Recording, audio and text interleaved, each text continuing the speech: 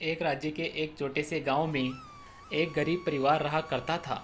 उसे सिर्फ तीन ही लोग थे, पति, पत्नी और एक छोटी बच्ची। वह परिवार आर्थिक तंगी से जूझ रहे थे। पति की कहीं नौकरी नहीं लग पा रही थी। बेचारा यहाँ वह बहुत धक्के खाता, लेकिन कुछ नहीं हो पा रहा था। छोटी बच्ची जब भी अपने दोस्त सहेलियों या आसपास पड़ोस में देखती तो सब लोग कुछ दिखाई पड़ते। उनके घरों में सब कुछ ठीक लगता, लेकिन हमारे यहाँ तो हर रोज़ परेशानी रहती। बच्ची अक्सर अपने पापा से पूछा करती कि पापा, हमारे घर कब सब कुछ सही होगा। आलम यह था कि परिवार को कभी कभी भूखे ही सोना पड़ता है। जब भी बच्ची सवाल करती कि पापा, हमारे घर कब सब ठीक होगा, तो उसके पापा उसे दूर एक पहाड़ को दिखाकर कहा करते कि देखो बेटा, दूर उस पहाड़ पर भगवान रहता है, तुम उससे प्रार्थना करो, वह सब ठीक कर देंगे।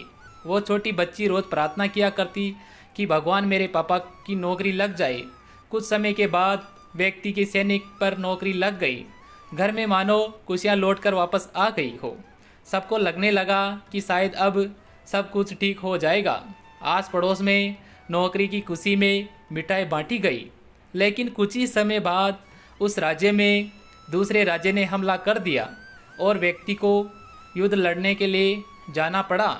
व्यक्ति सैनिक की वेशभूषा में जाने के लिए तैयार था।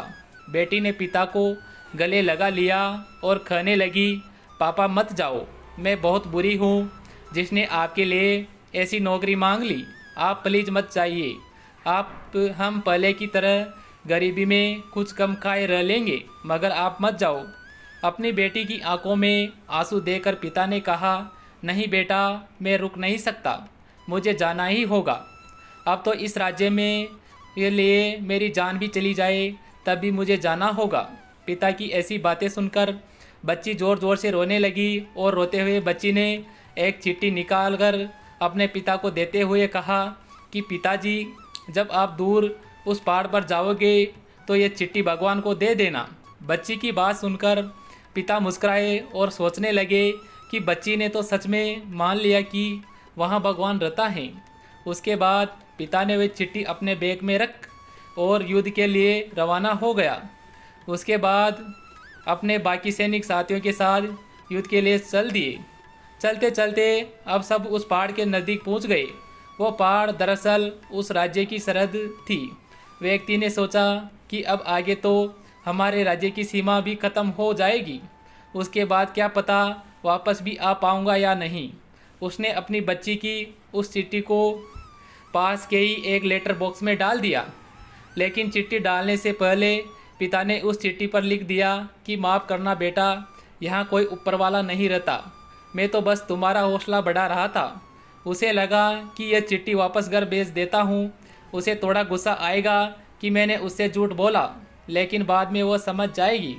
व्यक्ति वह चिट्ठी डाल आगे बढ़ गया।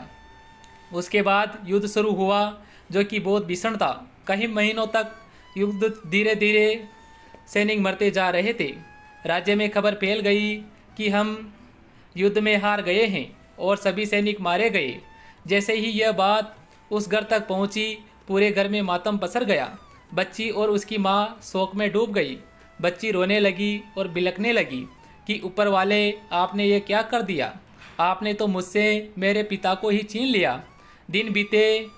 तकरीबन 3-4 महीने के बाद दरवाजे में दस्तक हुई। दरवाज़ा खोला तो एक पतला दुबला सा व्यक्ति फटे हाल, बहुत ही बुरी हालत में सामने खड़ा था। बच्ची ने पहचाना और दौड़कर अपने पापा के गले लग गई और कहने लगी, पापा आप तो वापस आ गए।